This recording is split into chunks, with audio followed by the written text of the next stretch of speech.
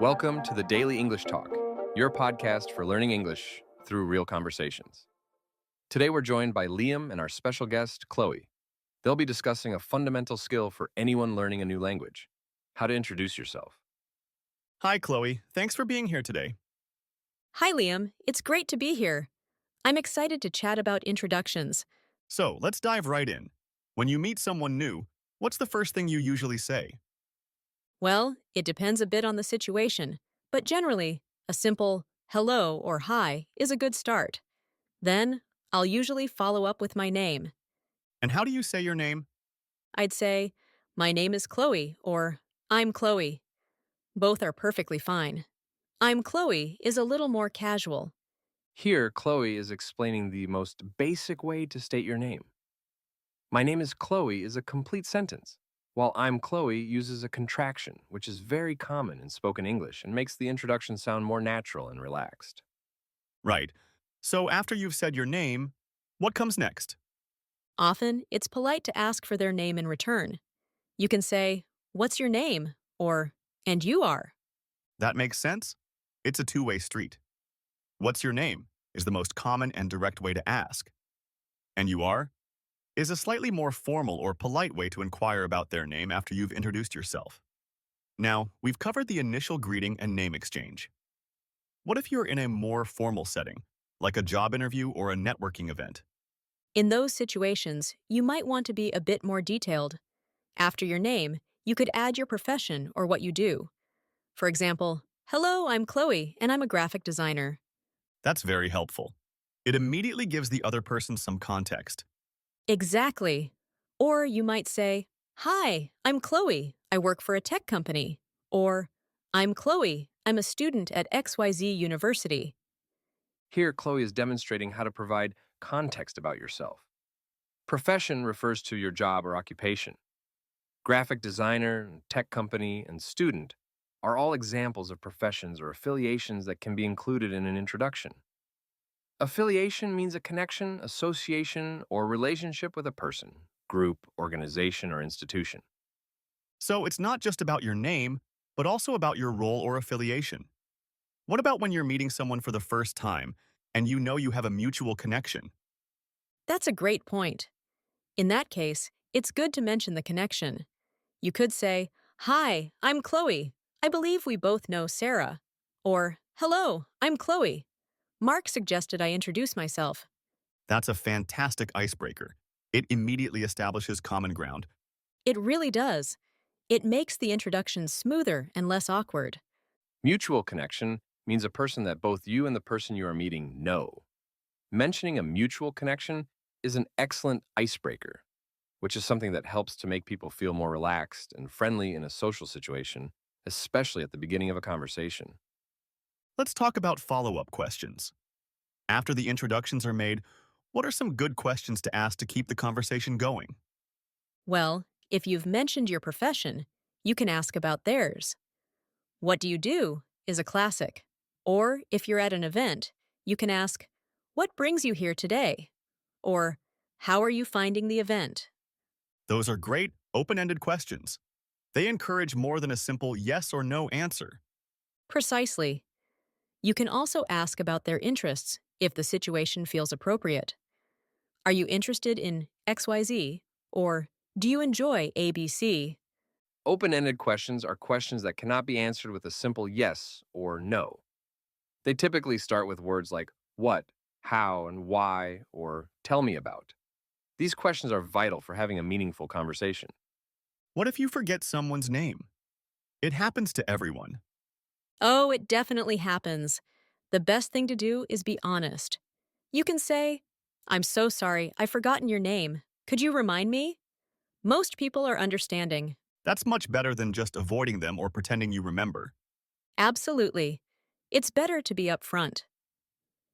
Another option, if you're in a group and you've just been introduced, is to listen carefully for their name when someone else addresses them. Upfront means honest and direct. Being upfront about forgetting a name shows politeness and respect for the other person. Let's shift gears slightly. How do you introduce someone else to a group? That can be a bit trickier.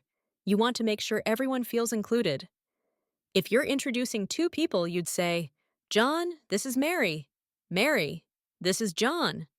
Then, you can add a little information about each person to help them find common ground. For example, John, Mary is the new marketing manager. Mary, John is our lead developer. So you're essentially bridging the gap between them. Exactly. If you're introducing one person to a larger group, you might say, Everyone, I'd like you to meet David. David is joining our team as a project coordinator. Then, you can encourage people to go and introduce themselves to David. Bridging the gap in this context means helping two or more people connect and start a conversation, especially when they might not know each other. That's a really clear explanation. Now, what about nonverbal cues during introductions? Nonverbal cues are incredibly important. A firm handshake, if appropriate for the culture, eye contact, and a smile can make a big difference. It shows you're confident and engaged. So it's not just about the words you say, but also how you say them and your body language. Precisely.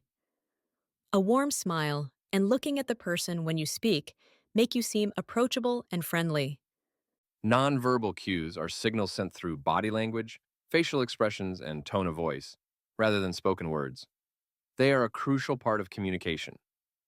Let's go through a few common scenarios. Imagine you're at a party and you want to join a conversation. What would you do? I'd approach the group, make eye contact with someone, and wait for a natural pause in their conversation. Then, I'd say something like, Hi, mind if I join you? Or, Hello, I'm Chloe. I don't think we've met. And if they say, sure, come on in, you'd then introduce yourself again to the individuals. Yes, I would. I'm Chloe. It's nice to meet you all. And then I'd try to pick up on the conversation or ask a relevant question. Natural pause refers to a moment when the speakers have finished a sentence or thought, and there's a brief silence, making it a good time to speak. Okay, another scenario. You're meeting a new colleague on your first day at work. I'd go up to them, smile, and say, Hi, I'm Chloe. I'm new here. I'm working in the marketing department. Then I'd likely ask, What department are you in? Or, How long have you been working here? That sounds very professional and friendly. Thanks. It's about making a good first impression. First impression is the very first opinion people form about someone they have just met. Making a good first impression is often seen as very important. Let's talk about introductions in writing, like in an email. In an email, you'd start with a greeting like Dear or Hello. Then, you'd state your purpose for writing and introduce yourself if necessary. For example, Dear Mr. Smith, my name is Chloe, and I am writing to inquire about.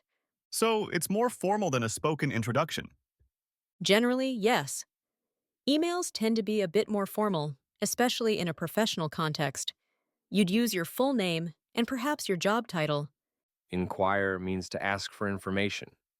In emails, especially professional ones, stating your full name and job title provides clarity and context for the recipient. We've covered a lot of ground today. What are the key takeaways for our listeners when it comes to introductions? I think the most important things are to be confident, be polite, and be clear. State your name clearly and be ready to share a little bit about yourself. And don't forget to listen and ask questions. Confidence is key. Even if you're nervous, try to project confidence. Exactly. And politeness goes a long way. A smile and a friendly tone can make a huge difference. Project confidence means to show or convey an attitude of self-assurance, even if you don't feel entirely confident inside it. And clarity, making sure the other person understands who you are and what you do.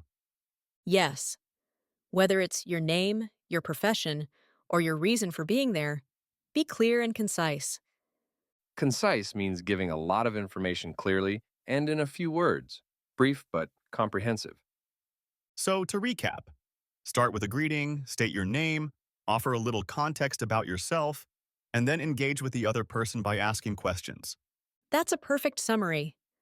And remember, practice makes perfect.